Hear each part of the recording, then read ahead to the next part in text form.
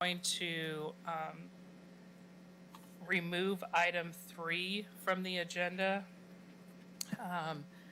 Just for clarity for those watching, the council had made some changes to how the boards and commissions operate, and there was a change that the boards and committees would be electing chairs and vice chairs at the July meetings, and the rules for the planning commission are in the code in 16.03 that designate that our elections are in January on odd numbered years. So at this time, we're not able to follow a policy when we have a code that we have to abide by. So for that reason, we're going to remove item number 3 from our agenda this evening. So with that, we're going to go to our consent agenda, which consists of the June 28th regular meeting minutes. Does everybody have an opportunity to review those? And do we have a motion? I move we approve the consent agenda. Second. It's been moved and seconded that we approve the consent agenda. All in favor say aye. Aye. Aye. Opposed?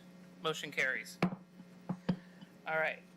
Now we have council liaison announcements. And Councilor Giles, I saw you on the Zoom. Yes, can you hear me? Yes. Oh, fantastic. All right, I just wanted to thank you for your work you're doing. I know we've got a long docket tonight, so I'll keep it short. We do have a great city event, a Robin Hood Festival this weekend that every time I get a chance to tell people about it, I want to make sure to advertise it. It's Friday and Saturday in Old Town. Go to the Robin Hood Festival's website if you want to look how to get involved. We're still looking for volunteers. If you're looking for a great way to get a good seat for the parade, you can be one of the people that can close up the roads, and so you get to stand right there where all the traffic goes, and nobody's in front of you. So anyway, with that being said, that's it. We do have a special meeting on this Thursday that is all online if you'd like to see what that's regarding. And that's it for us. All right. Thank you, Councilor Giles. Staff announcements. Erica? Good evening, Chair, Commissioners. I just have a few announcements this evening, and I'll try to keep it brief, too, because I know we have a lot on the docket tonight. I want to introduce everyone to our newest Commissioner, Jake Winborn. I just want to say hi. Great. And then our next regular Planning Commission meeting is scheduled for July 26th. I'll send out the forward-looking calendar tomorrow to all of you. Originally, we had a work session on that calendar scheduled for 6:30, but with staff vacations and just a lot of things going on, I think we're going to have to push that work session into the beginning of August. But if we do have a hearing item that rolls over to the 26th, our meeting will be at 7 p.m. that night. Also, on July 27th, we have a scheduled Sherwood West Community Advisory Committee meeting. That's 5:30 here in this room. Packet information for that meeting will be out the week prior on the 20th, and that can be found online. Those meetings are public meetings, so if you want to come in and provide public testimony on things that the CAC is talking about that evening, you can show up. And that is it. That's it. All right. Thank you very much. Community comments. Community comments are limited to those items not already on the agenda. And I don't have any blue cards for non-agenda items. Oh, here's I guess I do.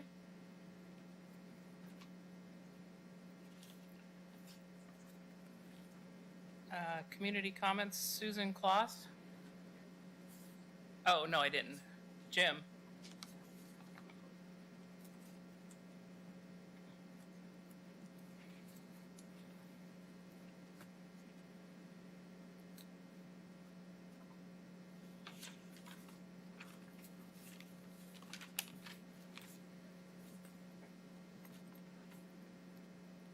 Generally speaking, one of the most expensive things you can do is sue a city. And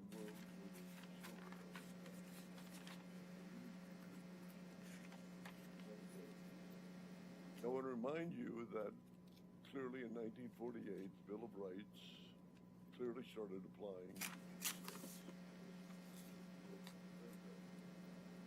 But more than that, Oregon says that their First Amendment rights, just look at Ackerley versus Multnomah County, is stronger than the U.S. First Amendment. Yet, in order to get a hearing, are you aware that it's going to cost us $30,000 to $50,000 to get where we can go into court, because we have to exhaust administrative remedies? Now, generally speaking of the Constitution, you talk about the State Enabling Act, and we have a very liberal Enabling Act. Then you talk about the city charter. There's nothing in the city charter that allows you or anybody in the city to restrain trade. And above all things, there's nothing in that charter that allows this group or any group to bar access. But we started with a group of land speculators that did not come to live here. Walt Hitchcock was the kickoff. In order to appeal your decisions, it's going to cost us $10,000 before we bring in the lawyers. Staff's not going to do anything except bring it up here. But what you're doing is developing this labyrinth to stop people from having access and talking about what's going on. We have sat in meetings where we've seen zoning sold to wit Home Depot. Was no question what happened there. We also seen substantial misrepresentations about the use of our first urban renewal grant. We were going to clean up the tannery site, and we were going to build a world-class Eileen Schnitzer Community Arts Center. And then we tore down the Robin Hood Theater, which was a true historic building, because you were going to get it. And then it appears, we won't know until we take depositions, that the money went into Langer Parkway Road. Now that transferred that property from $5 a foot to Walmart paying $15, and that's the low end of retail commercial. Retail commercial always follows flat tops versus residence versus the retail commercial. And this is being sold in this town, and you're setting up elaborate restraints of trade when someone tries to come in, and your staff's involved. We have definitely two testimonies. One of the people's present about Cedarbrook Way, for instance.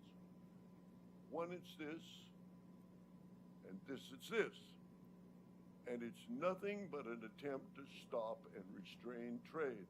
Now show me in our charter, or show me in the enabling statutes where, other than protecting and promoting health, safety, welfare, and occasionally aesthetics, you can promote a particular family's real estate interests. You can't. It's ultra vires, and that's what the staff is constantly doing. So I have to notify you that, but we need to do that because you have to give notification as you get ready to sue.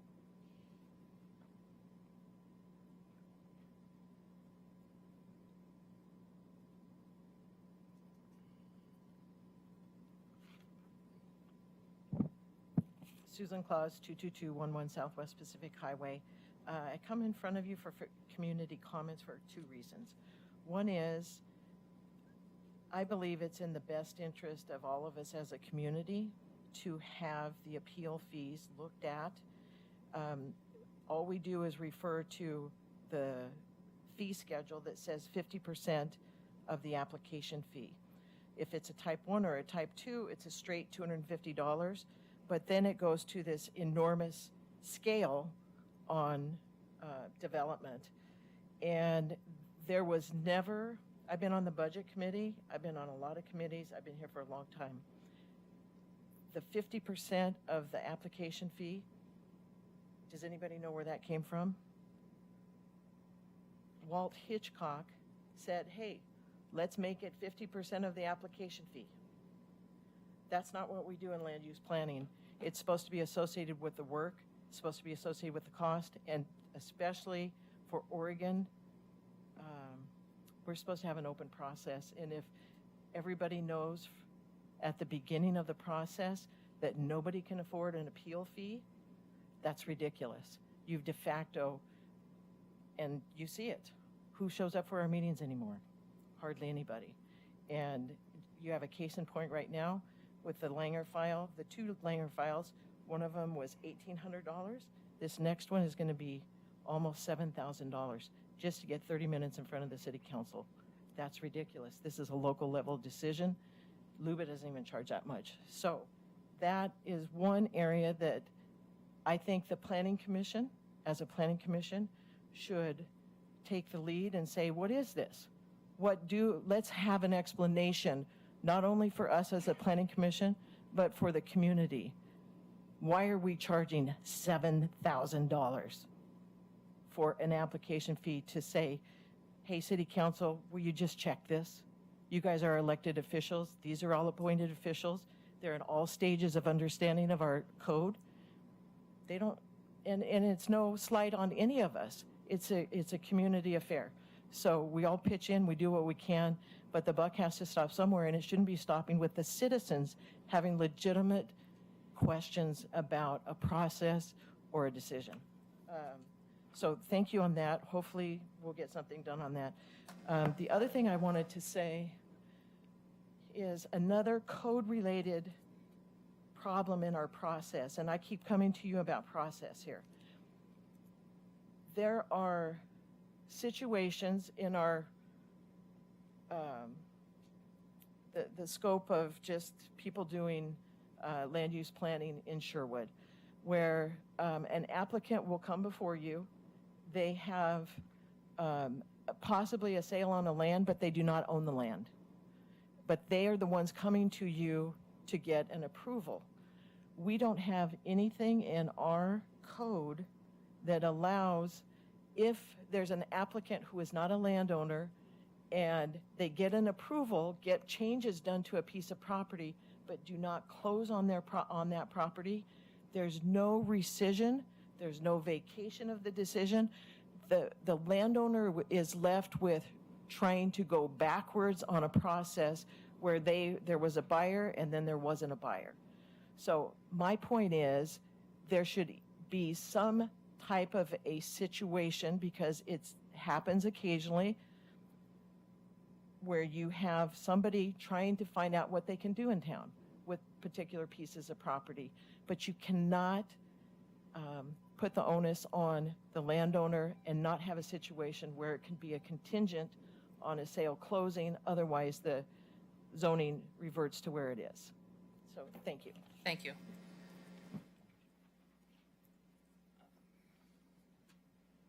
So thank you for the comments. At this time, we cannot discuss any matter that has not been properly noticed, and your comments have been noted for the record.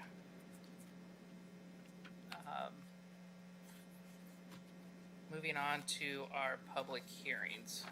Give me just a second.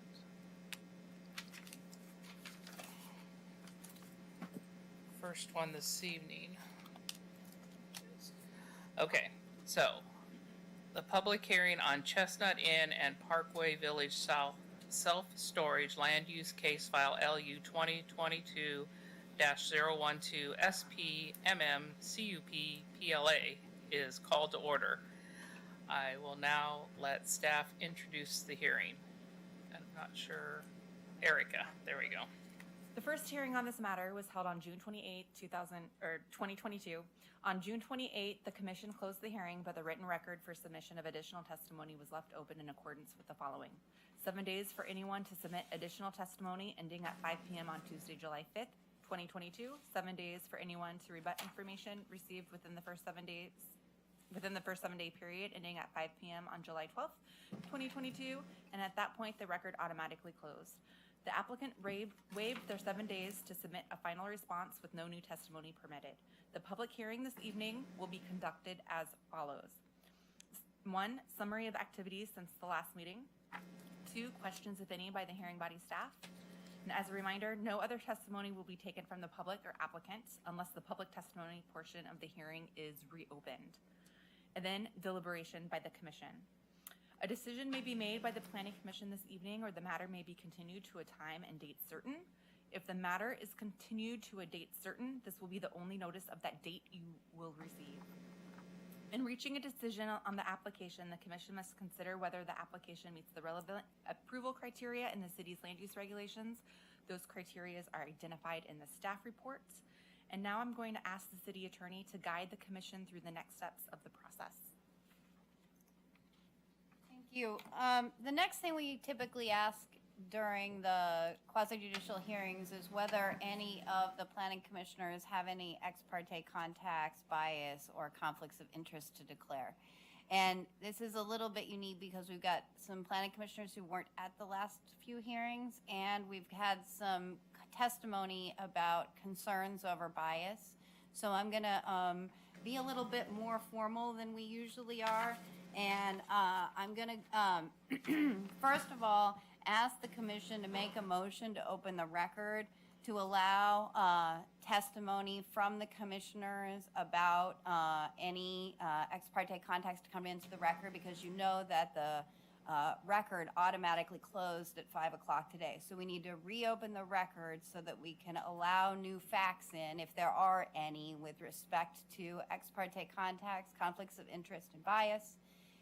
We will allow the public an opportunity to question any of you about those comments, and then we will close the public record and move on with the deliberation as you all, if that's your pleasure. So I think that the next thing would be a motion from a planning commissioner to open the testimony portion here of the hearing on LU 2022-0212 SPMM CUP LLA.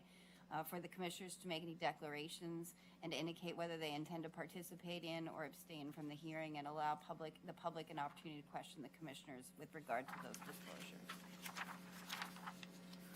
I move the Sherwood Planning Commission open testimony portion on LU 2022-012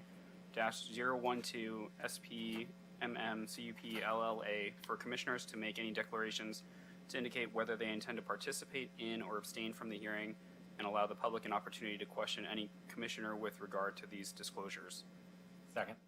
It's been moved and seconded that we reopen the testimony portion on LU 2022-012 for commissioners to make any declarations. Do I need to read the whole thing?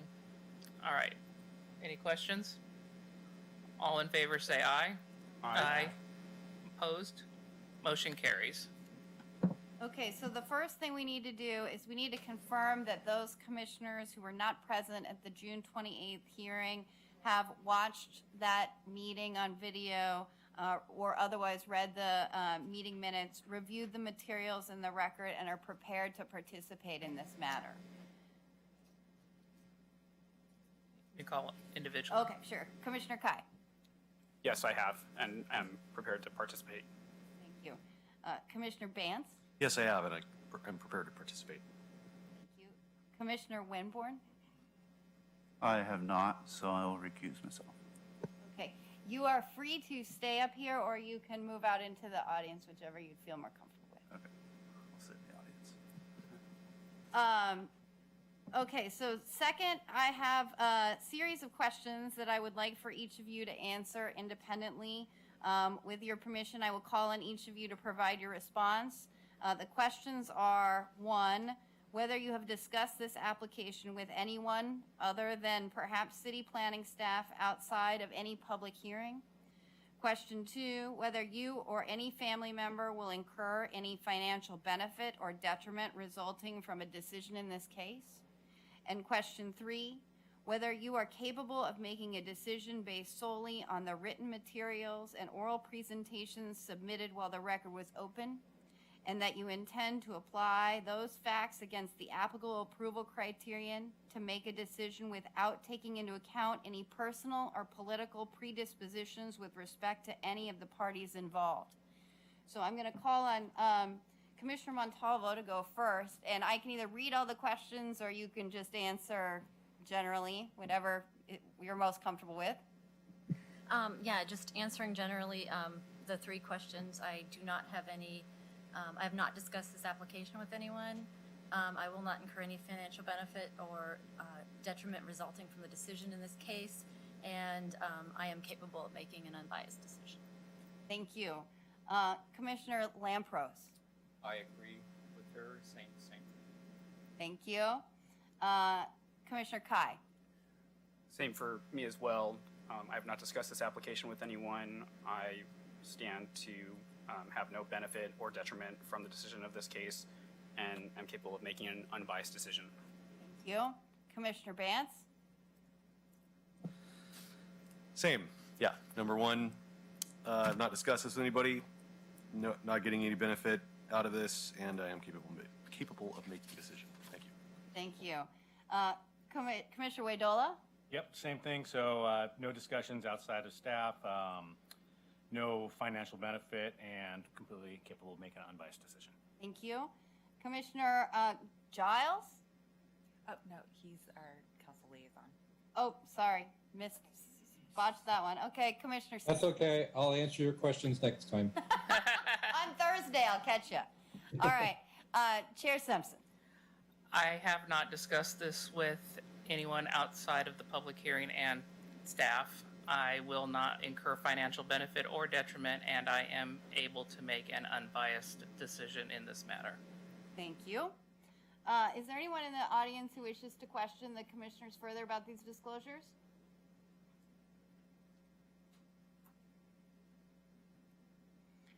Seeing none, I think you can move to close the record. I move the Sherwood Planning Commission close the testimony portion of the hearing on LU 2022-012 SPMM CUP LLA. Second. It's been moved and seconded that we close the testimony portion of hearing LU 2022-012. All in favor, say aye. Aye. Opposed? Motion carries. Thank you. I will now turn to staff for a summary of the activities since last meeting.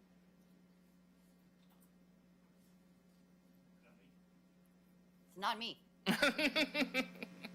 Thank you. And I'm actually going to bother calling to see if we can.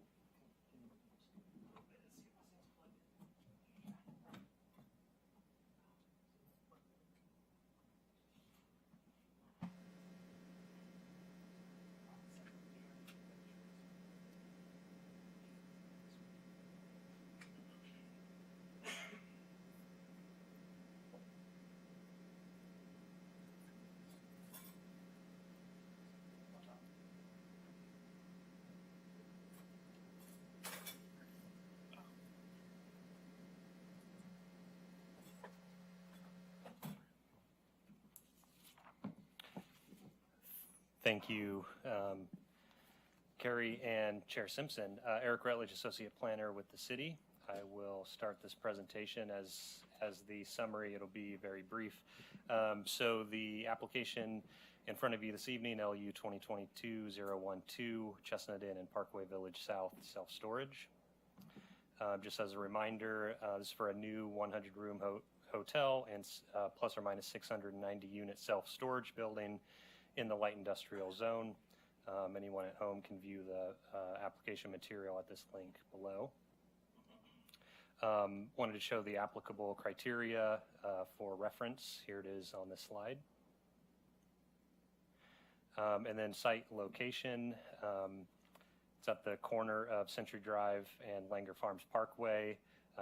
The two orange lots are where the development will actually occur, the hotel on this lot here and self-storage on this lot. These other lots will also be impacted by the major modification. As we mentioned, as staff mentioned at the beginning of this hearing, we had an open record period from 6/28 to 7/5. This was the testimony that was received, Exhibit C1 through C6. All of this was included in the Planning Commission packet that went out to you a week ago today.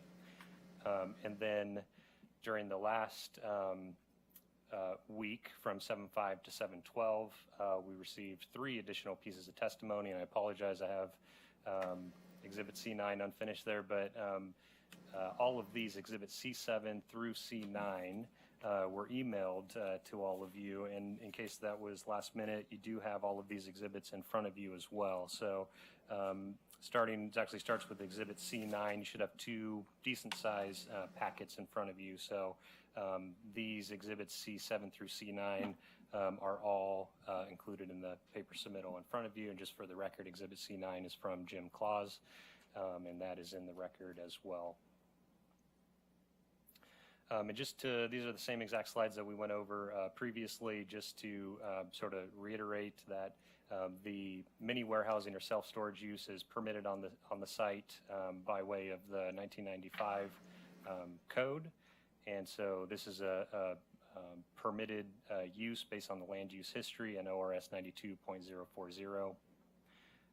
And then hotels are a conditional use under today's code, and so the staff report includes findings for the conditional use approval criteria. So just wanted to reiterate those two uses, which is and the sort of basis for the approval, which is the recommendation of approval, which is all described in the staff report. And I'll just call out, you should also actually have a revised staff report as well that was sent out prior to this hearing. So it's at the back of this packet that starts with Exhibit C9. And so we redlined the staff report based on the previous changes during the last hearing. There were some questions about parking, so that was updated. There was some question about signage and a condition there, so that was updated as well. So you'll see red lines in here. We also just clarified the findings around the use, and so that is in the staff report as well. We can answer any questions on the red lines, but relatively minor changes. Before you go on, can you confirm C7 and C8? Yeah, and I apologize. We're getting this. It was a busy day. So C9 is in here. There. And then C7 is the next one, and then it should be C8 after that. So everything's in here. It's out of order. Okay. I apologize. Thank you. No, I remember seeing the email, but then I was. Yeah, it's just how we combined it in the PDF. It wasn't in order. I'm a. Yeah, all of that is included in Exhibit C 8 and 9. In Exhibit C8, three items, 2 articles, and then 1 printout of our website, and then C9 was a letter from Jim. There's also the letter on the objection to the, that's an email that I sent in this afternoon. We can maybe look at that. Erica, do you want to maybe look at that? So that wasn't clear to me that it was intended for the record, but if it is, then we can get it in. And actually, maybe stop and ask city attorney, can we get that in the record? Okay, so we're going to take can we take a 2-minute break while we get Sure. get clarification on that? We're going to. And Gene, whoever talked was not on mic, and so nobody knows what. Okay, so there's a question about the exhibit C7, C8, and C9. And for clarification, we have the one packet that we do have, C9 is in the front, and then after a couple of pages, exhibit C7 is inclusive of an email and information from Seth King, and behind that email is an exhibit C8.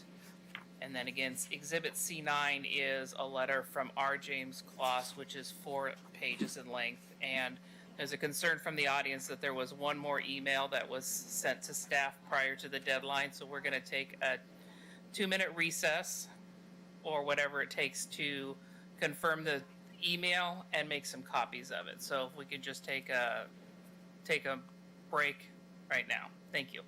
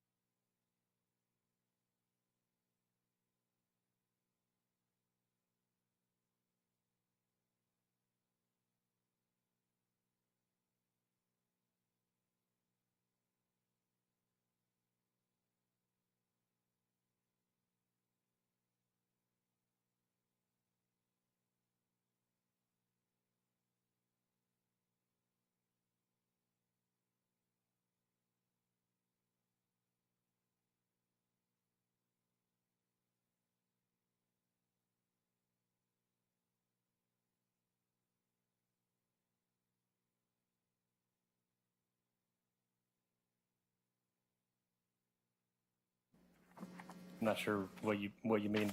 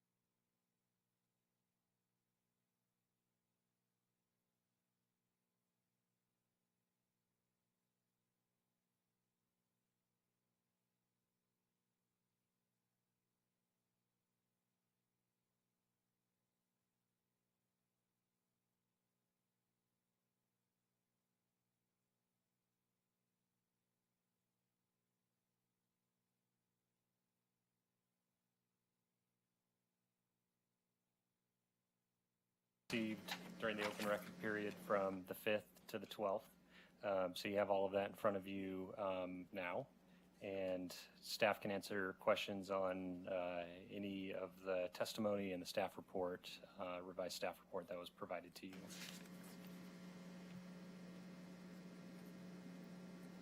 And based on all of the information in the record, staff recommends approval of LU 2022-012, subject to the findings and conditions in the staff report dated July 12th, 2022.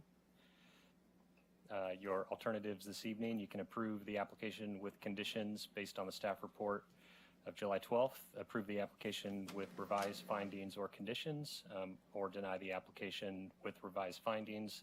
And we do also have time for another continuance if that is requested or desired by the Planning Commission.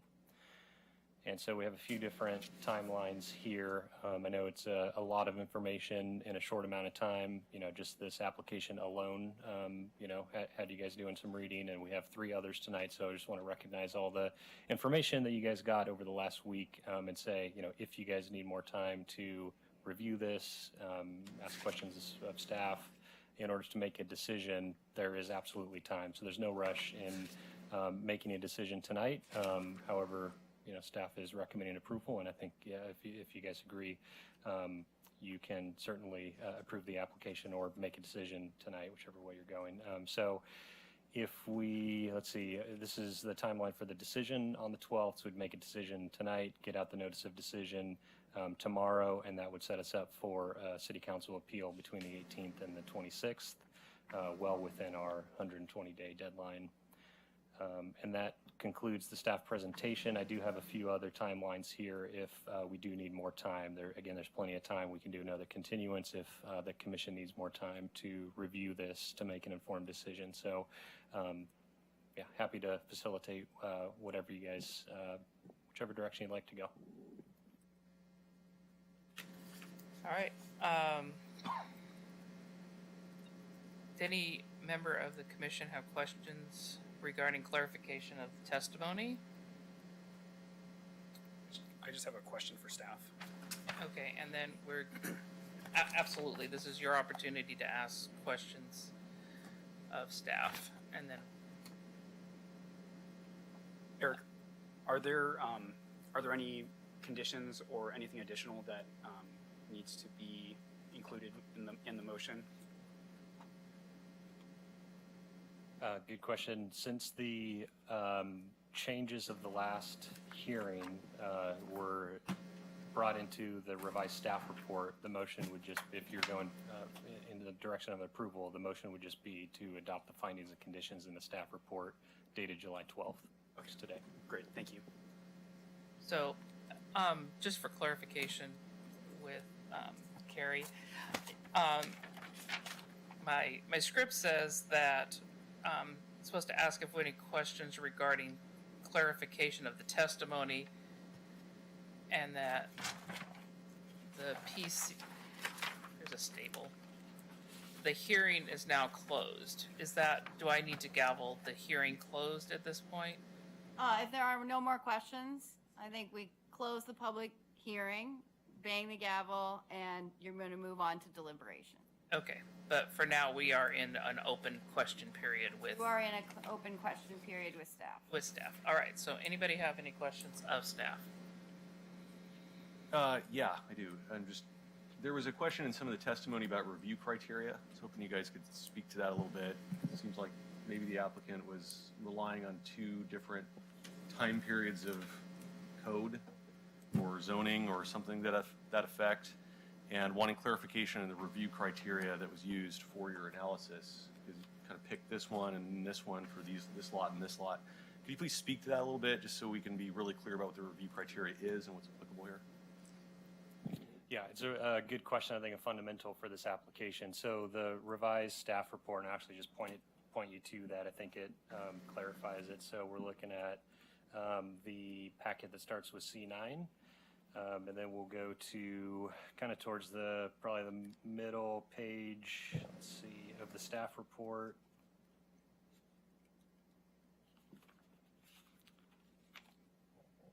There, page 6 of 76, so maybe towards the beginning, a little bit more towards the beginning.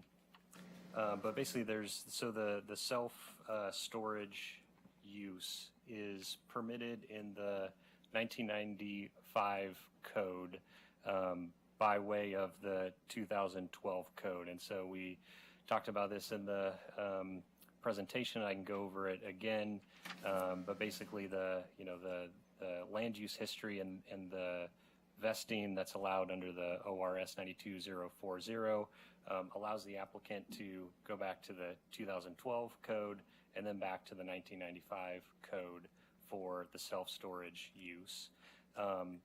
In order to get the hotel permitted, that is coming in under today's code.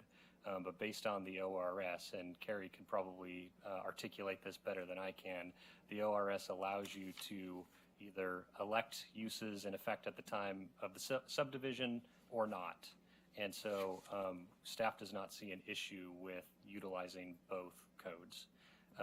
So it's really the use under the 95 code and the use under today's code that we're getting the permitted uses under. And so all the rest of the code is just what's listed in the staff report. But yeah, that's how we get to the two different uses. So, Carrie, do you want to elaborate on that? Well, I think you did I don't have anything else to say about it. The statute says that the applicant, that the subdivision application governs development on land unless the applicant elects otherwise. And here the applicant elected otherwise with respect to the hotel. And that is allowed. And so the staff applied the 2022 code to the hotel. But there were some statements in the staff report that weren't entirely clear about that, and that's what we've tried to fix in the redlining on page 6 here, just to make it perfectly clear that we're applying the 2022 code for the hotel, and we're applying the 1995 code for the storage, and that is not unusual. Oftentimes, you have a non-conforming use, for example. A non-conforming use applies the codes of the time that the use was established, oftentimes.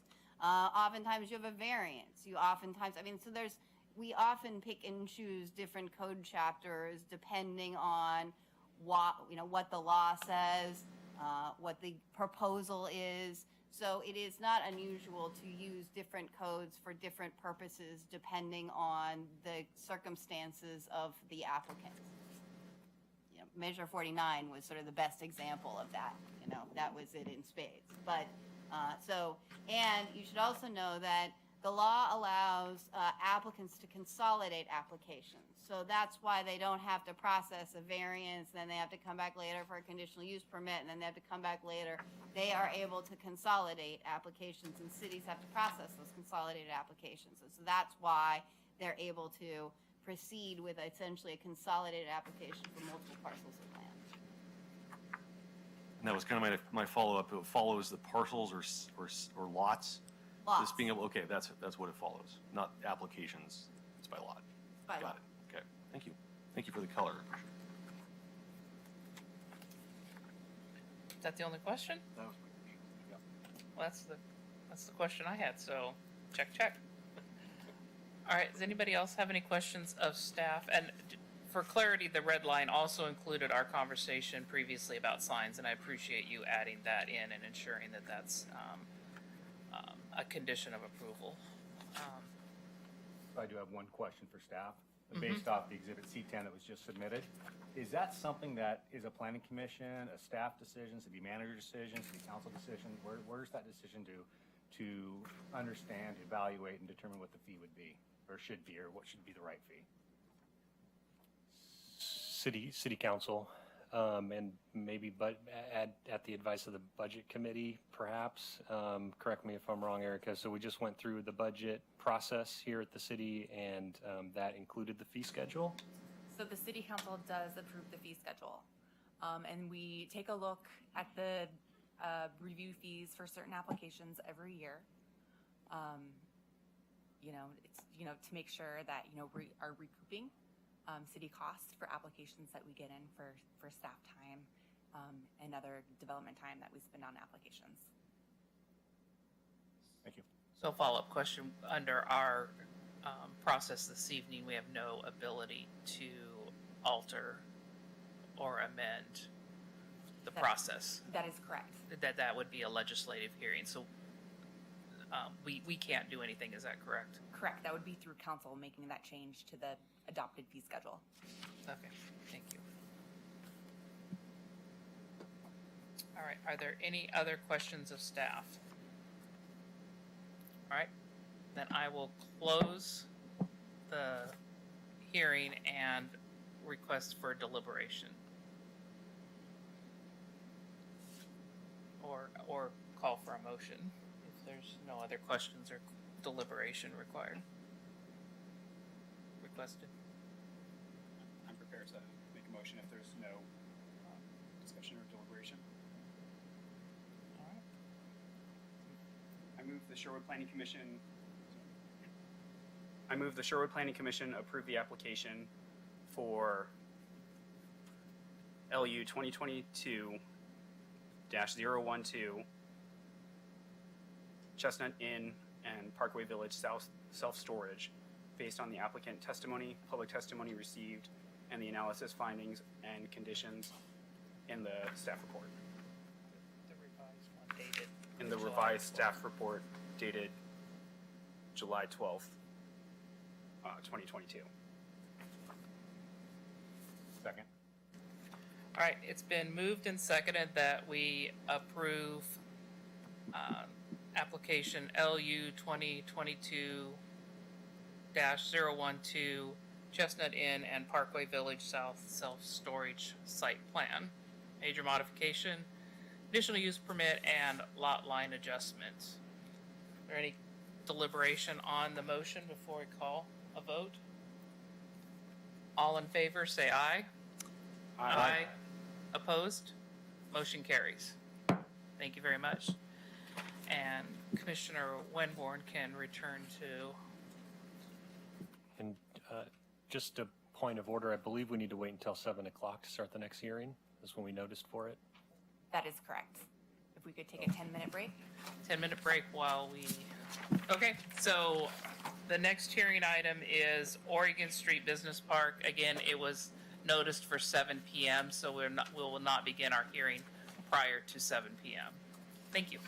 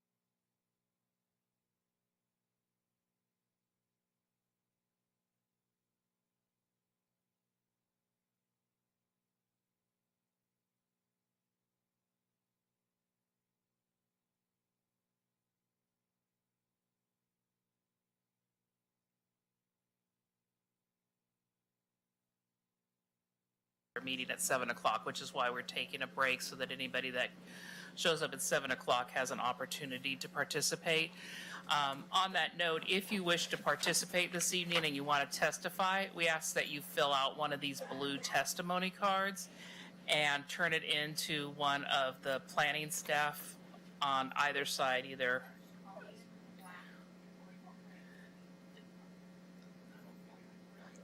so again, if you wish to testify this evening, we just need you to turn in the blue cards.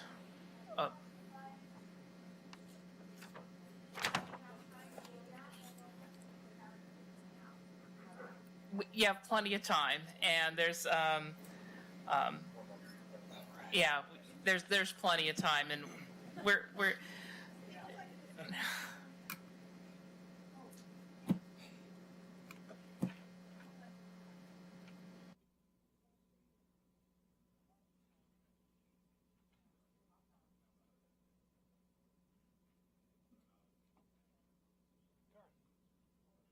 What's up? I didn't see you there.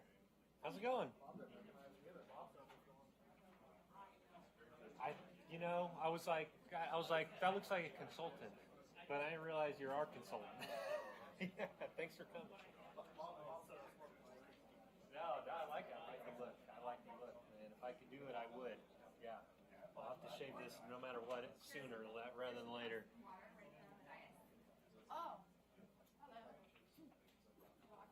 You just keep it going or what? You just keep going because there's probably maybe multiple awkward phases until you get to full biking for the most part. Yeah.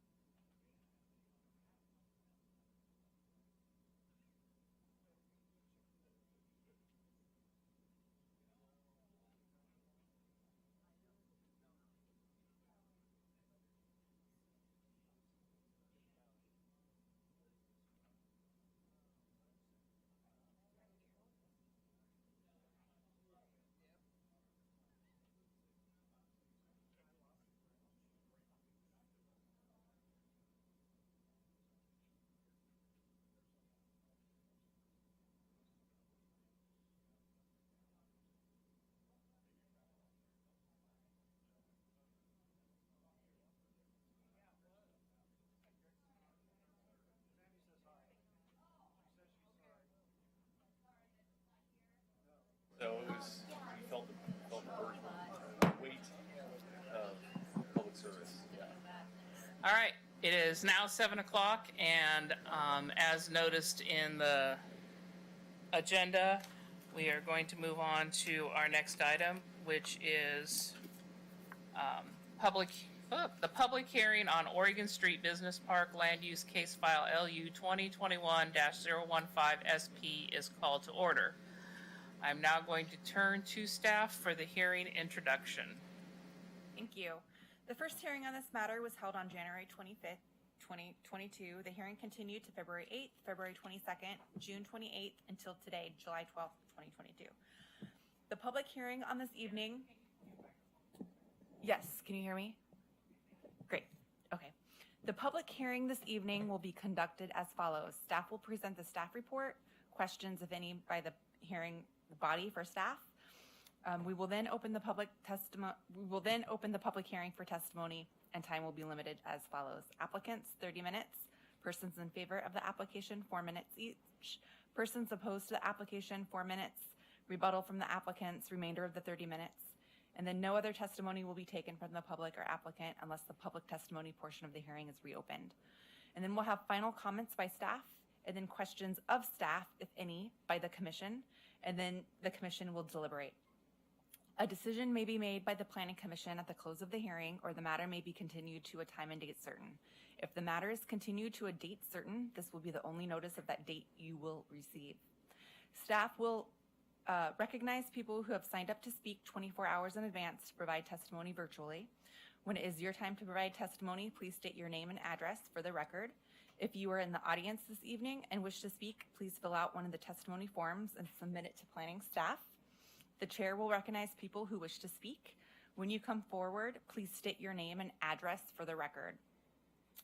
Any questions should be addressed through the chair. In reaching a decision on the application, the commission must consider whether the application meets the relevant approval criteria in the city's land use regulations. Those criteria are identified in the staff report. The staff report is available online and at City Hall, and the staff report was accessible to the public 7 days prior to this meeting. The testimony and evidence must address criteria or other criteria you believe to apply to the decision. So please note, failure to raise an issue with enough detail to enable the commission, the applicant, and both parties an opportunity to respond to the issue precludes an appeal to the City Council or Land Use Board of Appeals on that issue. Also, failure by the applicant to raise constitutional or other issues regarding proposed conditions of the approval, again, with enough detail to allow the commission to respond to the issue, precludes an action for damages in circuit court.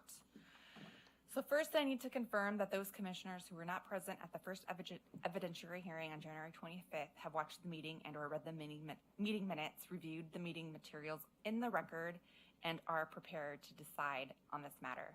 And that would be Commissioner Montalvo.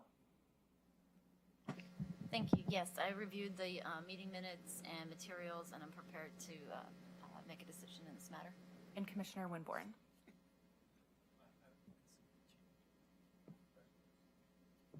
I have not, so I will recuse myself. At this time, I would like to ask commission members to disclose any ex parte contacts, bias, or conflicts of interest. Please indicate the nature and extent of the ex parte contact, bias, or conflict of interest, and indicate whether you intend to participate in or abstain from the hearing. Commissioner Waidola. I have no ex parte contact, bias, or conflict of interest and plan to participate in this meeting. Commissioner Bantz. Same.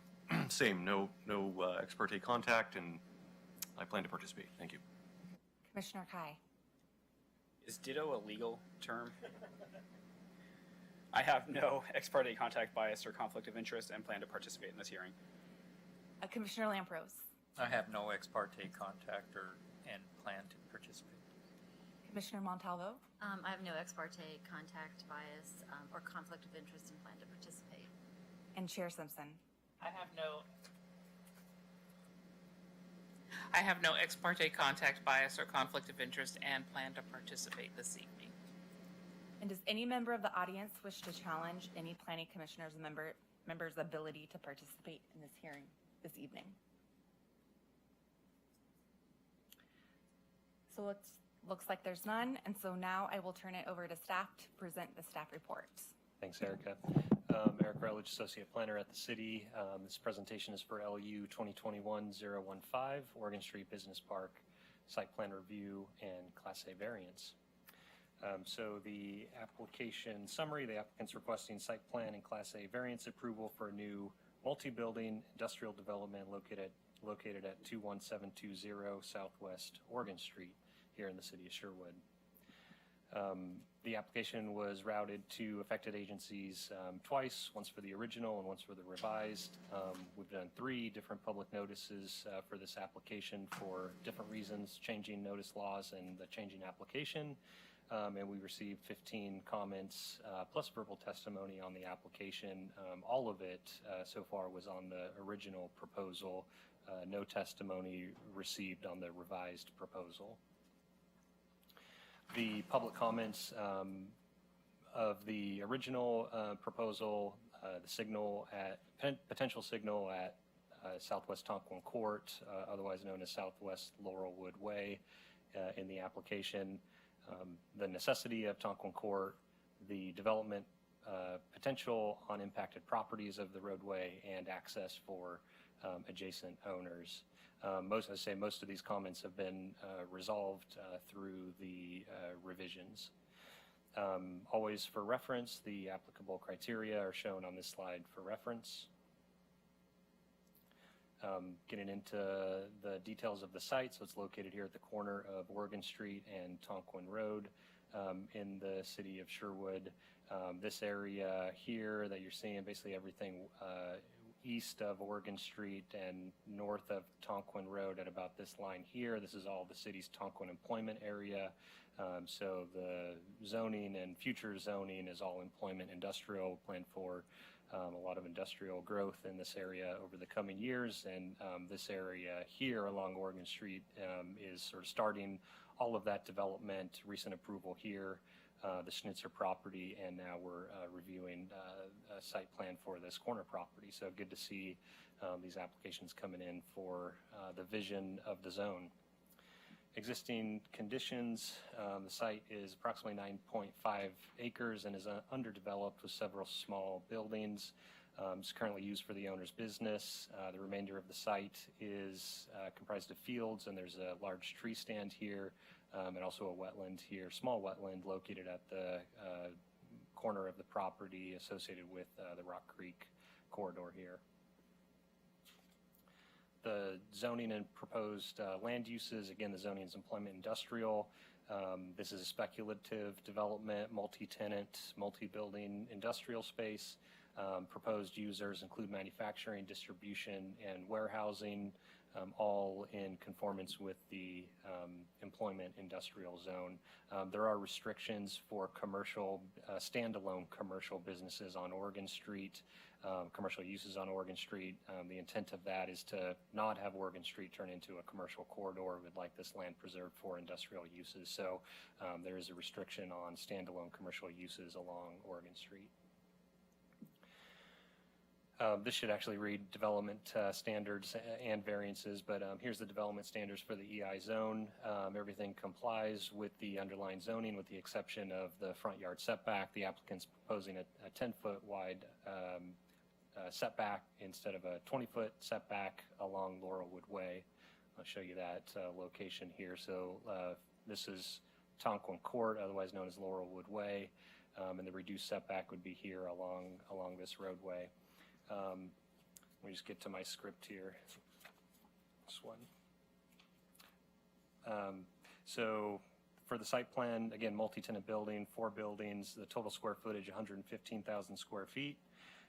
We'll have pedestrian connections here to Oregon Street along the frontage. Storm facility, this wetland would be filled and replaced with a storm facility here at the low point. In terms of the Class A variance, staff is supportive of the variance based on the existing site conditions. The first is the irregular shaped lot. You have frontage on 3 different roads, 2 of them arterials, and then 1 a local street that the city's requiring for local access into the Tonquin employment area. So frontage on 3 roads, the irregular shape, and then I think the really the most challenging part about development on the site is the grade. It slopes down higher here and lower as you move towards this future roundabout. And so really kind of difficult to get flat buildable area, and so all of the buildings are sort of concentrated on this upper area of the site, and so the variance helps get the square footage required to actually develop the site while leaving a fair amount of landscaping and storm facility down on this corner is sort of the less usable area. So kind of focusing the development here while leaving this space less developed based on the grade. There are approval criteria. Actually, I'll just pause one sec, go back and say there is a condition of a recommended condition of approval related to the variance, and that is that the frontages here along, or the building facades here along the frontage provide a 15% glazing. They can be the fake windows. They don't have to be the real windows with industrial buildings. Sometimes windows aren't needed or desired based on the use, and so the fake windows like we have on Langer Farms Parkway with that self-storage unit probably looks similar to that, which I think really helps for buildings that are closer to the street or these sort of longer buildings like this. So there's a recommendation to require that condition in response to the reduced setback. We do have criteria for variances. They're here. The staff report and the applicant narrative go over all of this in detail, but we can answer questions on any of the criteria. And then outside of this condition of approval related to the variance that's shown, that'd be these facades here shown in blue. We do have industrial design standards that would apply to this project because the project is along an arterial roadway and within 200 feet of the roadway. The applicant's proposing to meet the design standards by checking 4 out of the 6 boxes, which is the requirement. So 15% window glazing, 2 building materials, loading areas to the side or to the rear of the building or screened, and then roof mount equipment screened. So they're checking those 4 boxes for all of these areas shown in red. And then the transportation facilities, wanted to make really clear what Oregon Street is actually going to look like. So Oregon Street, this road here, it's a county roadway. The county's provided comments. This is their very general cross sections, so it shows a road that's a little bit wider. That is wider than what is proposed here. So this is showing a 5-lane arterial. What's proposed for Oregon Street is a 3-lane arterial as the base standard. So 1 lane in one direction, center turn lane, 1 lane in the other direction. And then for this development here along, really along the frontage and also up here where this intersection is going to be a potential third, actually it'd be a 4th lane, second on this side, but 4th total. So it'd be either a turn lane to turn right into this site. So we'd add a turn lane here, turn right into this site from here. Or right now there's 2 travel lanes in this eastbound direction. There's one, we call it a passing lane. And so if this right turn lane is not warranted based on the analysis, then potentially we would have basically the configuration we have now, just improved new construction. So you'd have a center turn lane and then 2 lanes going in this direction if it turns out that the right turn is not warranted. So minimum of 3, maximum of 4 lanes on Oregon Street in front of this property, and the 4th would either be a passing lane or a right turn lane. So that's the configuration for Oregon Street. And then sort of the other, I guess, unique part about this application, if you recall, during the previous hearings and this other application, this local road known as Tonquin Court, Laurelwood Way, was in question. The city encouraged the property owners to get together and come to a solution to construct the roadway, which the city was requesting. And the 3 owners were able to do that, come to an agreement for construction of the roadway. So we just want to acknowledge that. And, it's just great to see when private property owners come together and, sort of get an outcome that's hopefully beneficial to everybody, including the city. So we just really want to acknowledge that agreement, thank the applicant for providing the roadway and access to their site and others. So this road will be aligned, it's conditioned to be aligned with the driveway across the street, the Allied Systems driveway across the street. So that will be the final configuration of the roadway, and this road will be constructed in order to access this site. So the road will be available prior to occupancy of the building based on the conditions. And then we do have some updated and revised information. Thank you, Gene, as always. Chair Simpson is for correcting all of this. So just wanted to clarify for the record, make it really clear that Tonquin Court is the same as Laurelwood Way. That we kind of, when we're going through this process, kind of have different names flying around for roads. And so Tonquin Court is the same as Laurelwood Way. And so we'll clarify that in the staff report. And then also there were just some incomplete findings on page 73 around the intersection angles. So just to clarify, the new public street, Laurelwood Way, would intersect Oregon Street at 90 degrees, and that is through condition of approval C4. And then just a few other very minor clarifications. Condition of approval F9. This is that the recording document is actually a record of survey versus a subdivision. The original condition said subdivision here instead of survey, so there's a very small correction there. And then a clarification on condition of approval C23. I believe the condition stated that the access to the public water quality facility would be dedicated to the city, but we can also accept, or it's more appropriate to accept, a public access easement in order to access the storm facility on the site. So we just want to clarify that as well. Minor changes on those last two.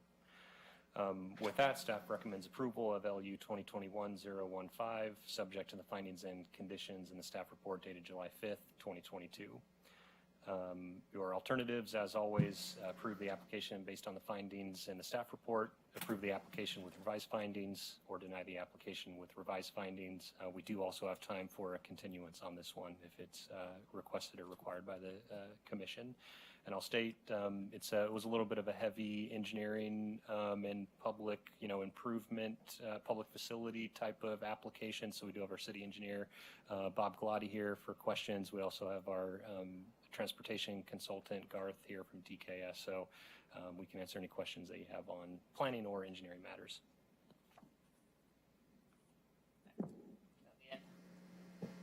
All right. So before we call the applicant up for testimony, does anybody have any questions of staff? I have a clarification question. Are the road improvements for Oregon Street required as condition for this approval? That is? Okay. Yes. And then from previous testimony, I remember that right turn lane was critical because of the heavy traffic, the heavy vehicles coming through there and having a passing lane. So not just for a right turn, but extending up that hill. Is that a county decision, or is that here tonight? That's a very good question. It is a county decision, and so there is a condition of approval that the right turn lane be provided unless the county determines otherwise. So it would be based on analysis, safety and just throughput, safety and traffic, basically. If it's not needed based on that analysis, the county could not require it, but the sort of the base condition is assuming that it is required. So could Oregon Street, as it's currently configured in what is 4 lanes, could that be reduced to 3 lanes with a right turn? Like, could we potentially lose that 4th lane that's currently there? So we're going to see a minimum of 3, so it'd be 1 in each direction and then a center. And in talking with the county this morning, actually, it seems like it's very likely to be a 4th, and that would either be a right turn lane if it's warranted, or this configuration that we mostly have today of a passing lane in addition to the through lane. So it's likely going to be either one of those 4 lanes total, and the 4th on this side would be, on the south side, would either be a right turn in, or as it is today with the passing lane. The property beyond Laurelwood Way, were they not conditioned to do a 4th lane because going up the hill, that's an acceleration lane for the truck traffic? So I believe they were also conditioned for a right turn. I'm not sure about sort of a second lane in that direction.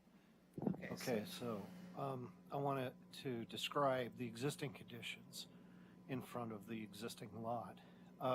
Currently, we have 2 lanes running west to east, and they are merging at a point about 2/3 up the way the hill. So right where you would expect the road to be connecting in to Tonquin Court, and a little bit that it's a merge. So we have merging traffic there going eastbound, and we have a westbound through lane with a center median type thing. It's not a full lane width, but that's because of the merging process from 2 lanes to 1. Bob, can I ask you, does that merge currently happen at what will be Laurelwood Way or Ice Age? It does. Not at Ice Age, no. So it's at Laurelwood. Okay. So the intent is that what we're looking at for the adjacent property, they provided, because it is a true 3-lane section through their property, that we get the right turn lane, because if a truck is making a turn movement, it would be, generally speaking, it's going to encroach a little bit. It's going to swing wide. That's all there is to it. And it would be into the center turn lane and all that sort of stuff. So they were required to put in a right turn lane. And that would provide the ability, number one, to get those trucks out of the way of other trucks that are trying to crawl up the hill while they're making their turn movements. Okay, so with the Schnitzer property, the right turn lane is to get the trucks that have to turn out of the traffic line so that they can make their turns without encroaching and keep the other traffic moving ahead. And is that a right turn lane on Oregon Street into Tonkin, or Oregon Street into Ice Age, or Ice Age out onto Oregon? When the final configuration of Ice Age is figured out, I suspect that the right turn lane that would be constructed with the Schnitzer property would be extended and become a right turn lane for Ice Age Drive. It's adjacent, it's long enough, and it would be carrying significantly more traffic for that area, because it would be connecting to 124th. So we're getting some feedback from the other side, and it's going to be it's basically a full collector road at that point. So I would suspect that the turn lane for that is going to be extended and would be taken from the existing point, whatever the existing configuration is for access to the Schnitzer property, and extended for Ice Age Drive. Okay, so that takes care of them. Now, for this area, what we've got is, because the connection of, I want to say Tonkin Court because I can't remember the other one. It's been several months.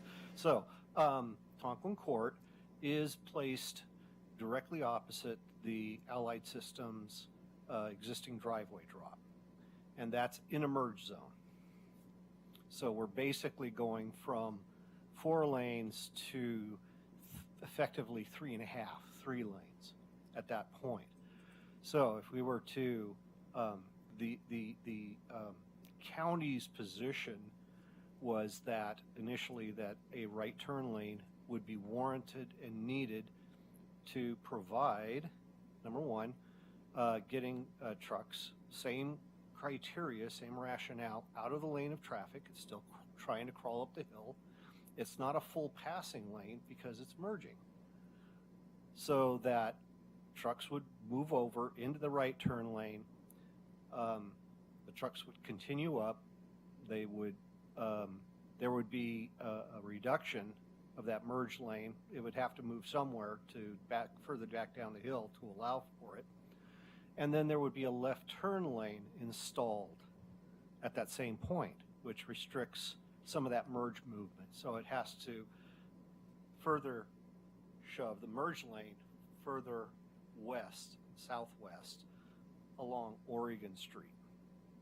So we have 2 lanes coming up, and we're taking the merge lane where it's merging, and we're basically shoving it back down the hill a little bit so that we can get a left turn lane in and a through lane going from east to west, while at the same time getting the 2 existing through lanes to merge into one, and then allow for a left turn lane in the center divide between the 2 directions, and a right turn lane to get trucks out of traffic.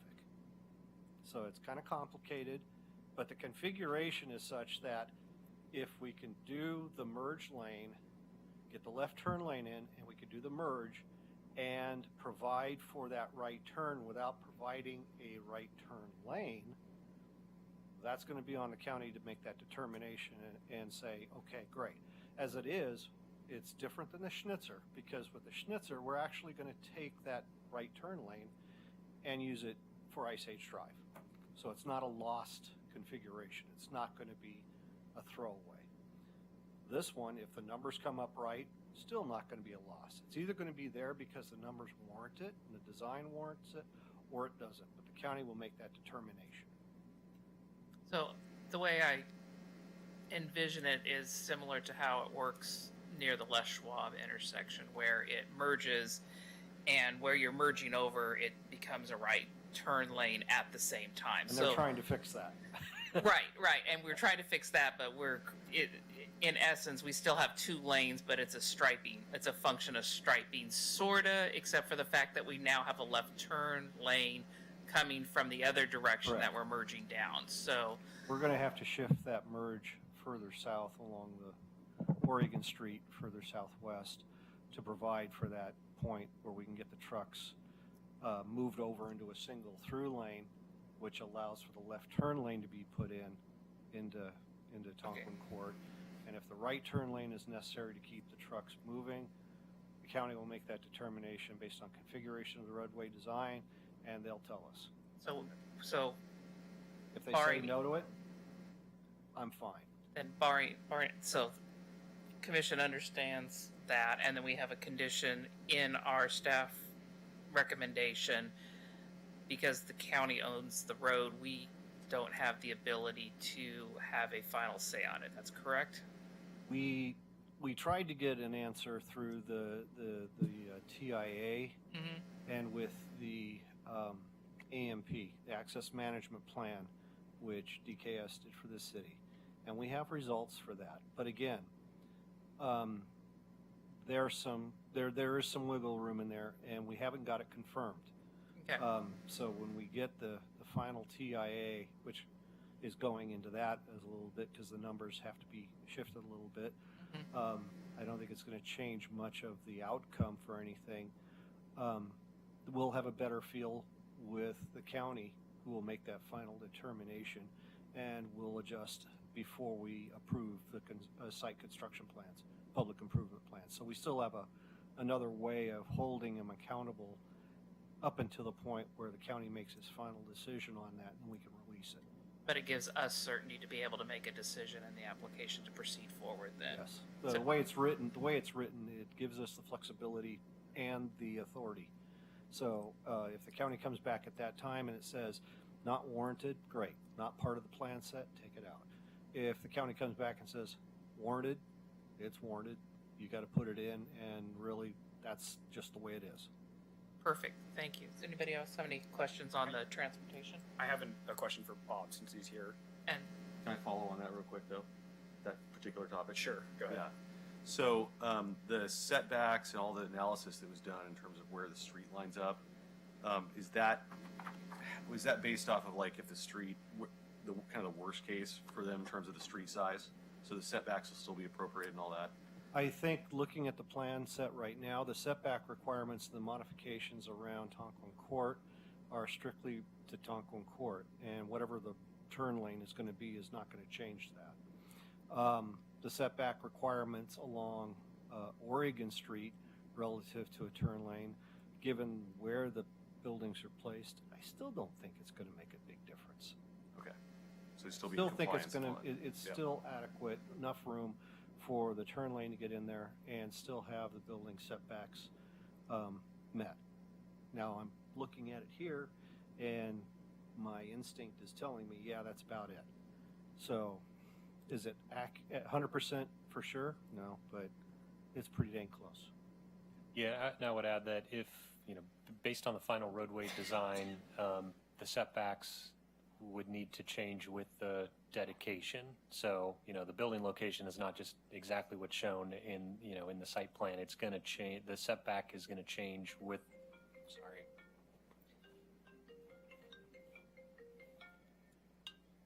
spam.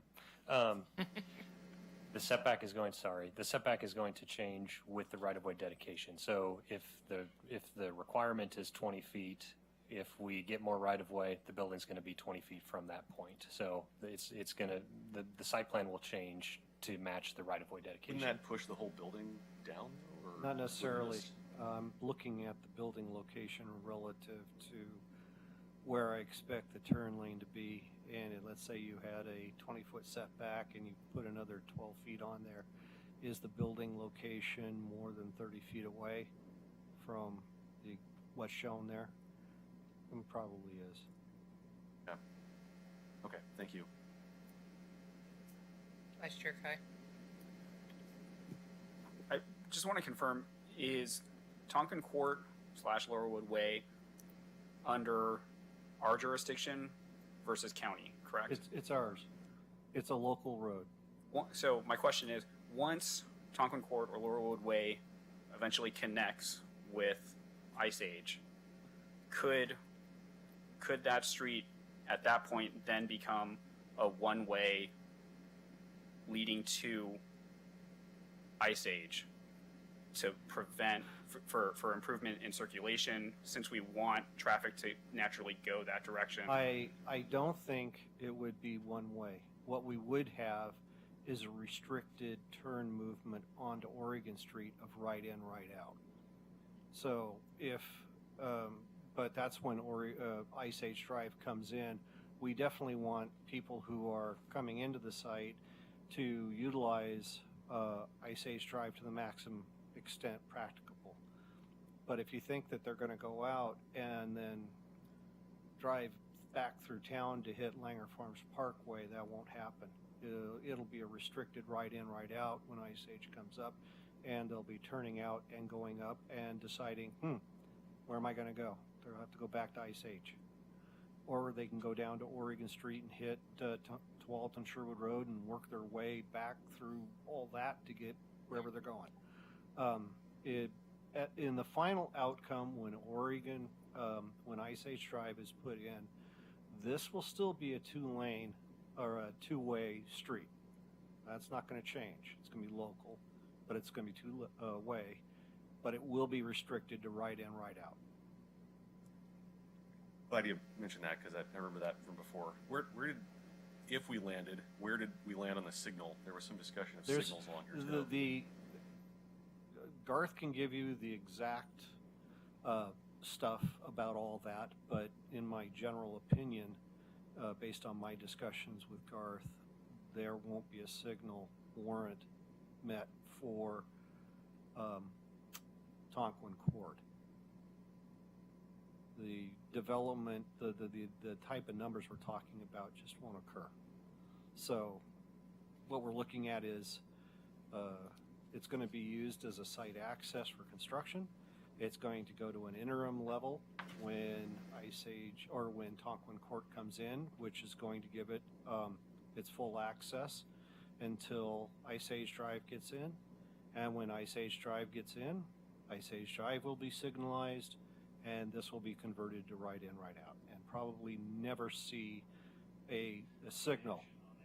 The signal concept was thrown in there under worst case scenarios. You know, everything gets built out, maximum densities and blah, blah, blah, inconceivable. Even at that, if that were the case where there was an interim level of having to put in a signal at that point, when Ice Age Drive comes through, it's still going to be removed and still converted into a right in, right out. So hopefully at that point, the county will have a better right in, right out than they currently do, for example, on Brookman.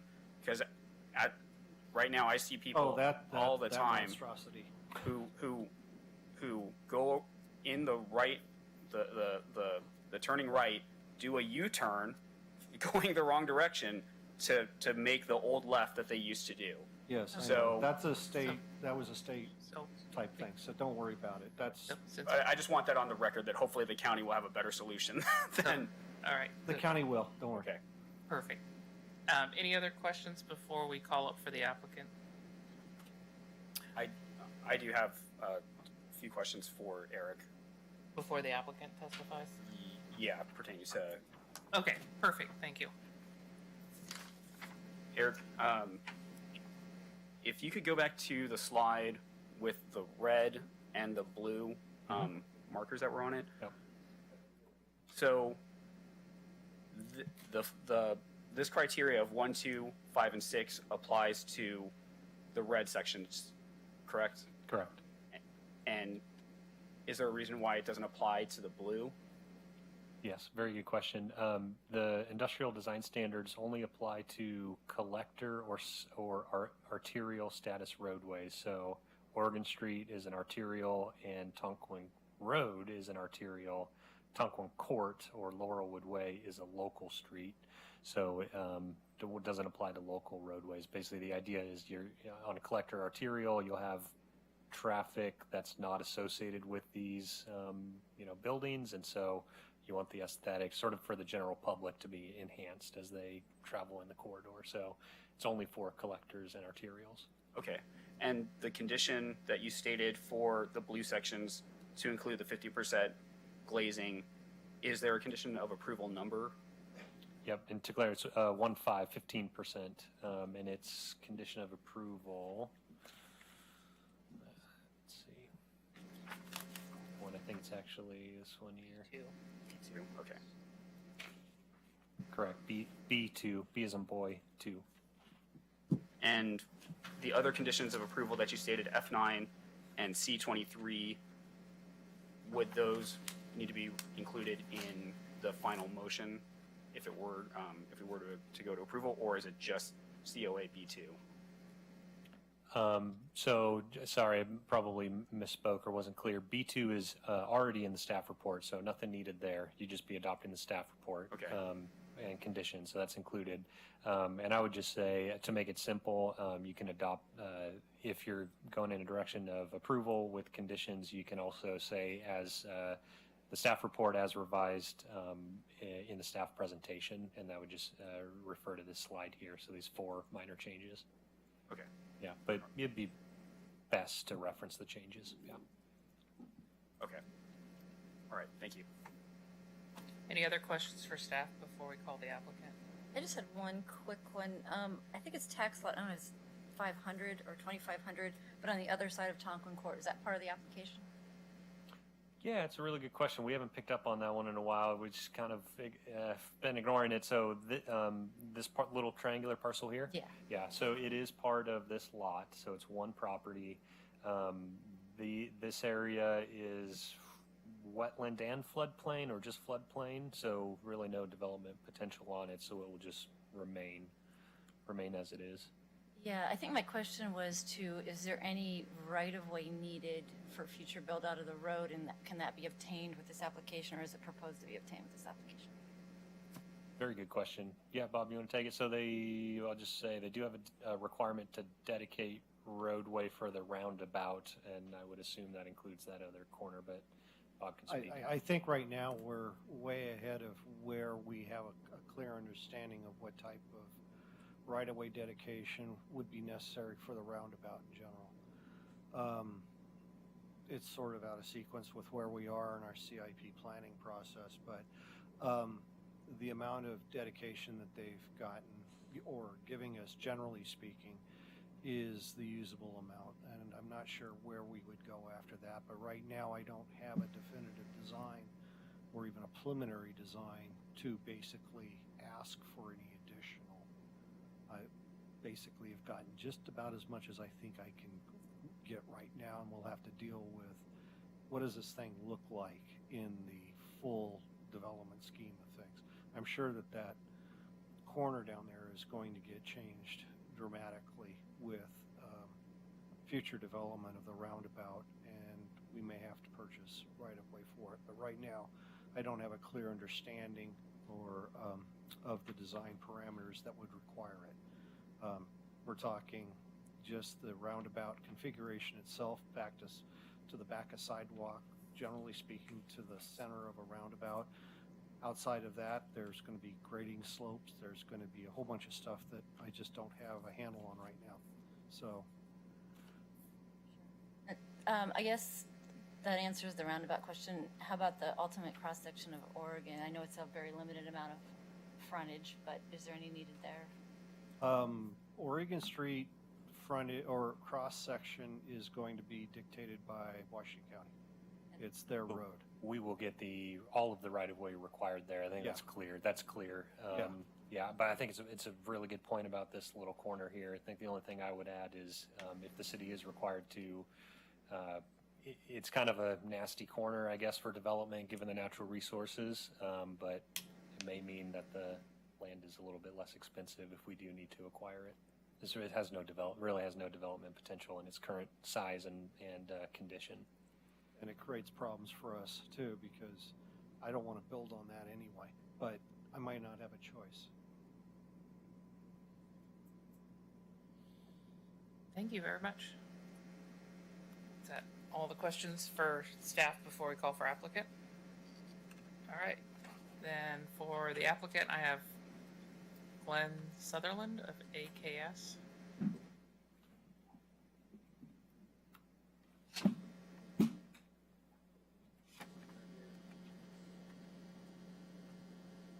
And while you get ready, just remind you, you need to provide your name and address for the record when you begin testifying.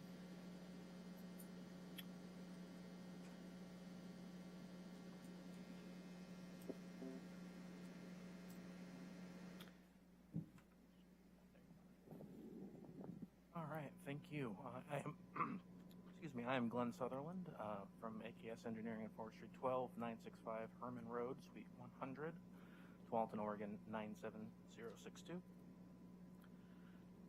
let me pull this up here. In the interest of keeping it very brief, thank you to Eric for providing all the details I think we'll need to discuss here.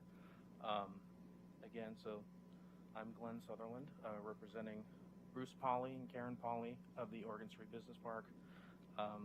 We've come quite a ways since we first started this. Our last time that we saw you was February 8th, and we made a commitment to come back to Planning Commission with some updated drawings and work with our neighbors to come to a resolution with then Tonkin Court, now Southwest Laurelwood Way. So we worked with staff, and I want to thank staff for all of their help addressing those issues, and yourselves as well for your understanding and patience. We had a number of changes that we had as a result of adding that street. Obviously, you shift things around, and that kind of cascades through the site. So as a result, we had additional materials that we submitted May 31st and June 1st, and Eric has provided a great overview of those. But just to restate here, we've added Southwest Laurelwood Way to the application and reconfigured the site. Whereas previously we had 5 buildings, now we have 4 and less square footage, 115 square feet. Previously we had about 121. So as a result, we would like to request this variance along Laurelwood to place the building about 10 feet closer, so still have that 10-foot setback from the street. We accept that condition for glazing on those buildings there, but that does help us recoup some of that lost area. Otherwise, it'd be about 110,000 square feet, so that we would have instead. So just kind of going through that again to provide some more detail there. There's still the required right-of-way width there that was established through the Sherwood Commerce Center's application. We have that 10-foot setback. We have a unique property, both in shape, surrounded by right-of-ways on every side, having unique grade issues so that only a portion of the site is usable. So we think that this is a good use of the site for what's needed, and that being industrial development that provides jobs. So here we have this local street. There's not a huge amount of through traffic that's proposed at this time, and this variance would allow for that additional building space. So with that, I think I'll take your questions. We have our whole team here, so if you have traffic questions, we've got Todd Mobley, our traffic consultant. We've got our project engineer, John Christensen, and the applicant. So if you have any questions, I'd be happy to take those. Well, first, just want to formally, you stated that you were willing to accept the condition regarding the glazing. Are you in agreement with all other conditions in the staff report as revised in the verbal staff report this evening? I believe so, yes. Okay, and then I just had a question just for clarification in the staff report. Regarding that wetland area, a couple of questions. One is, that is not all wetland to be filled. Part of that is just floodplain area. Isn't there just a very small part of that? You mean this, the western kind of bisected? Yeah, that's not all wetlands. It's all, you're getting a DSL permit for a fill, but that's fill permit is that the entire, because the staff report said that it was going to be filled and turned into a water quality feature, but yes, it's not this. The entire area is not a wetland fill. Is that correct? It's just no. So there's two different portions here. The stormwater feature that you're speaking of is on the east side of Tonquin Road, and there's also the kind of remnant parcel area that's on the west side of Tonquin Road. That area is all wetland and floodplain, or at least the majority of. The east side, it's just a small patch that's towards the road. So we would be filling that. We do have DSL approval and are required to mitigate that. So that would be then a water quality facility. Okay, and you're purchasing credits, if I recall from your submittal, that you're purchasing wetland credits in another area to prove it. So when you redevelop this area from, I guess, an aesthetic standpoint, it's going to be a water quality feature. Is the intent to create a greenway? Because when we drive past it now, there's a lot of there's a lot of merit in seeing nice green space and driving up onto those buildings. I just want to know, is there going to be still some greenery and some trees and some screening as we come through the roundabout and as we're leaving? Bring up the landscaping plan here. So as you can see there, we've got quite a few trees surrounding that facility. We have the visual corridors that are required along the arterial, so both Oregon Street and Tonquin Road there. So those will both have, those will be tree lined, both with street trees and trees on the property. So in addition, there will be the Ice Age Trail that will be between those two rows of trees. So it'll be a very green space. And are the dark ones just to the east of the retention pond, are those existing trees that are staying, or just a different type of tree? Because of the grading, there's not many trees that can remain. Okay. We do have to do quite a bit of regrading to the site to make a portion usable. That area down there will remain about the same level, but there is some work that will need to be done for the stormwater facility. Okay, and then between the parking area and the water retention facility itself, are those actual trees that are the little circles that are there? Yes. Or not just? Those are all trees. Okay, and my last question regarding the photometric plan. Look at that. Oh, we'll see that now. Because that is right next to the Cedar Creek corridor, I just want to be mindful of I'd prefer dark skies if we could all over Sherwood so we don't have light pollution going out. Is that something that is being considered on this area and ensuring that the parking lot lights are not going to be bleeding out someplace? We do have, as part of our application, this lighting plan here. We were not planning a huge amount of lighting, just what's needed for the site. I saw the plan, but I couldn't tell the numbering system on where the circles were, what the candle foots were. Each one of those would be a half a foot candle. Mhm. So anything over the property line would be much less than half a foot candle. Okay, so there's.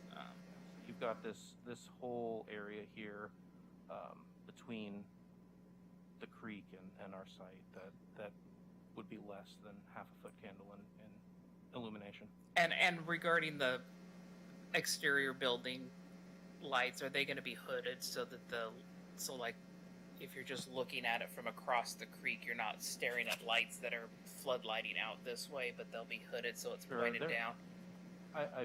I don't see I don't recall the building selected- elevation. I'm not sure exactly what was used for this modeling, the photometric modeling, but there is also the elevation difference, so it may not. Yeah, because you're up on a entirely- hill, it's going to be hard to Yeah. do hooded. But yeah, because the building elevation doesn't represent the type of lights that are But going to we'll- be used, so it would be appropriate to maybe look at lights that are not floodlights going out in the middle Sure. of We'll meet whatever the code requirements are and try and keep this in mind and keep that light trespass from affecting the surrounding right-of-ways, the creek area, and anyone else, adjacent property owners. And thank you for bringing back the plans after so many months. I was just remembering May 8th. That was. It was a while ago, yeah. I had to refresh myself as well. Yeah, understood. Does anybody else have any questions of the applicant before we call for public testimony? I have a couple questions. All right. On the setback variance that we're looking at, I thought I saw it in here somewhere, but was there an elevation difference between the sidewalk that's going to be on Laurelwood Way and where the base of the building is, but there's only a certain amount of feet that are going above? Because in the elevations, I didn't see what's missing here, in my opinion, is a east elevation view of what that's going to look like. Yes, that wasn't required by the industrial standards, so that is not something that we prepared. But we do have this elevation here that shows kind of the cross-section of Laurelwood Way and where that building would be. So it'd be slightly lower, but generally the same elevation as the street, sidewalk, and the landscaping there adjacent. So my follow-up question would be directed at staff, though, so I'm good there. Okay. Any other questions of the applicant? Very quickly, the loading, so is there going to be individual loading bays in each building? Is that the intent? I just want to make sure, since that's part of the visual photo. Yeah, so each space is planned to have kind of its own roll-up, and you can see on the site plan here that these Xed areas would be kind of a loading zone for that particular space. So each one would have a space there.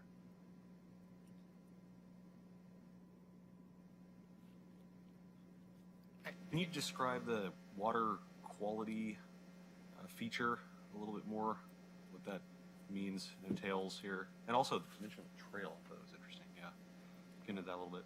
It'd be an engineered stormwater facility. Because of the grade issues, we'd have retaining walls holding back that parking lot area and kind of descending down into that.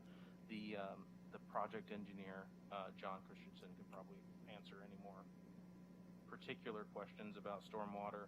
But we do have on this site plan that I'm showing right here that Ice Age trail shown adjacent to that property line. So that'll be in keeping with the city and county's plans to extend that trail along Oregon Street and up from Tompin Road.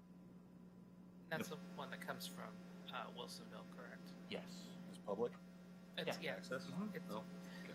Ice Age Trail is a huge multi-county, multi-jurisdictional, multi-use path. Thank you. Any other questions of applicant before we call for public testimony? All right, thank you. You have 26 minutes for rebuttal. At this time, I would ask staff if there are any participants that have signed up 24 hours in advance to testify remotely. Nope. I I do not have any other blue cards for this application. Are there any persons in the audience that wish to speak in favor of this application that have not submitted their blue cards? Any persons that wish to speak against the application? Does anybody wish to provide any neutral testimony? Hearing none, I ask if the applicant wishes to provide any additional rebuttal testimony in their remaining 26 minutes.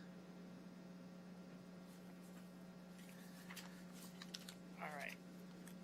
So, there we go. Does staff have anything else to add which was to the applicant that addresses questions raised during this initial testimony period? Just one clarification. So the Ice Age Trail, the applicant is conditioned to provide a 12-foot wide sidewalk along Oregon Street. For Tonquin Road, the condition of approval is just a 6-foot wide sidewalk. Just want to clarify that. The city has very clear plans to provide an Ice Age Trail, our portion on Oregon Street. So you'll see the sort of other portion of Oregon Street where there's the residential development here. That'll be all widened to the 12-foot, and that will continue along this corridor all the way along. You're not sharing because it's plugged into the other. I'm sorry. All the way up Oregon Street. So from Langer Farms Parkway all the way to 12th and Sherwood Road. The plan is for a 12-foot wide sidewalk there. Thank you, Bob. But no, the conditions of approval are not for Tonquin Road, and that's just because the city's plans don't include that portion. So it's just a 6-foot wide sidewalk there. So just want to clarify that for the record. Sure, if you like. Yeah, and then it sounds like Bob has clarification on storm. Yeah, we've been working this out, how to deal with stormwater runoff and treatment with Clean Water Services standards. Basically, you have private, public waters. Public waters are roadway drainage treatment. Private waters are from the site. And for a regional system, you usually have to have 2 or more lots, which is not right-of-way. Right-of-way is not treated as a lot. So basically, to have a regional facility, you would have to provide stormwater treatment for areas outside their site to another lot, which they are not doing. So they're going to have to bifurcate their system a little bit. One is going to be for treatment of their site stormwater runoff, and the other one right adjacent to it is going to be for the city street. And that's just the way it is. Those are the calculations of requirements from Clean Water Services that we abide by. Yet another county that, or municipality that we adhere to. It's an agency requirement, and that's going to be in an easement. The city's going to have rights to it and maintain the public stormwater facility. We won't maintain the private. So, wow. Okay. Just clarification about what we're planning on, how we came around to the final configuration for the stormwater, at least for conditions. All right. Thank you very much. So does any member of the commission have any questions regarding the testimony to this point? All right. I will then close the public testimony portion of this hearing. All right. We're into deliberation. Any other questions? Or are we ready to? I got a question for us, I guess, to deliberate. Yes. So when we're doing the variance, you get the 20% gain cost of that road, taking that road right up against that road, or not 10 feet. And I think the visual corridors, how that looks, and that sort of, I'd like in a future step have like that elevation view of that, a big giant red wall for the entire property or what have you. So I think it'd be interesting for the consideration of the variance to have that data. Next time, yeah. Yeah, I on that item, it's a local street, and it's local and interior to our employment industrial area, so it seems to be, I guess in my opinion, it fits within that community of industrial. you know, if across the street were commercial or residential, it would be, in my opinion, less palatable.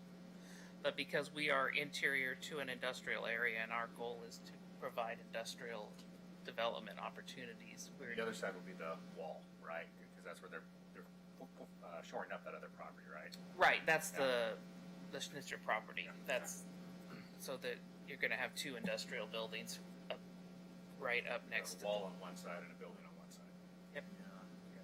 But it's the industrial area, so.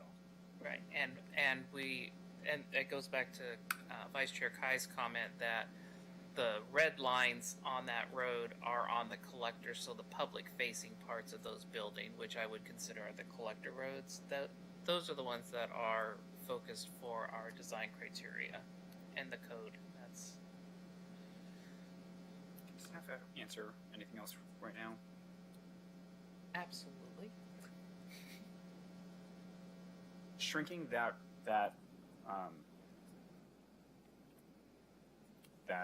setback, it doesn't impede when someone's trying to exit the property, trying to make sure that no traffic is coming. Their line of vision is not impeded by that reduction of setback, correct? Really good question. It won't be. There's a few different standards that would address that, but one of them is the clear vision triangle standard. So intersection, any public street intersection or private driveway intersection with the street, 20 feet in each direction need to be maintained, clear unless the code allows a 0-foot setback. But because the setback on Oregon Street is 20 feet, that's going to provide more than enough vision clearance as you're on Tonquin Court, turning on or off of that road onto Oregon Street. Yeah, turning onto Oregon Street. Okay. Does that make sense? Yeah. Okay, thank you. I had not considered, I forgot about that wall on the other side. It's going to be a wall on, if you're heading south, on the left, right there, and then building here. Now, the conditions of approval, we got glazing, so we're going to have 15%, some windows, they can be fake, but at least you got that. There was some kind of slide that showed here's the road, and then here's the sidewalk or something, and kind of chunk down back to the. Do you still have that, or is that available? Maybe that was on the applicants. Yeah. Oh yeah. Okay. All right. So there is. I just couldn't remember what that was. The other thing to keep in mind is that the building compared to the road is quite a bit built down, so you won't be looking at the full height of Full 2 stories. Because it does slide down some. Yeah. Okay. So if I'm looking at this thing right, there's going to be trees right there along that as well. Between Laurel Woodway and the back of the building. I was just going to look to see if I could find my landscaping plan. There will be street trees on both sides of the street. So street trees within the right of way. Oh, yeah. So it won't be just literally just end of street wall on this side and then 10 feet and wall here. There's going to be some. There will be, so it'll be a new, it'll be a new road to local standards, and so that would include sidewalk and street trees on both sides. So you'll have streets within the public right-of-way.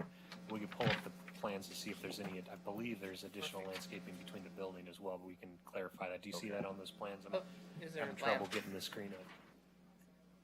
Is there landscaping between the building and the